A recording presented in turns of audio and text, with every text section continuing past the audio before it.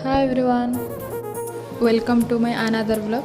Today's vlog is my birthday vlog. जेहेतु guys मो hostel थी तो मो बर्थडे हॉस्टेल ही सेलिब्रेट होता। देन गाइज रात 12टार मुझे केक काटी एंड देन कोल्ड ड्रिंक पी के एंजॉय करूँ। देन राति टिके ब्लैक कॉफी पीलु देन एंजॉय करूँ। देन गाइज मुझे कही कि जोमेटो किसी ऑर्डर कर तो से कहले नाई ये आणिक करदे।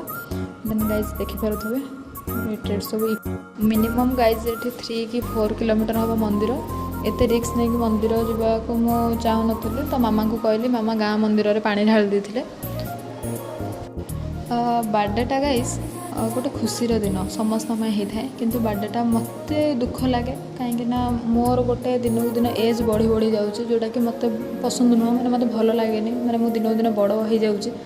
Guys I don't need expensive gift बस आई होप आपण मन भल पाइबा रही।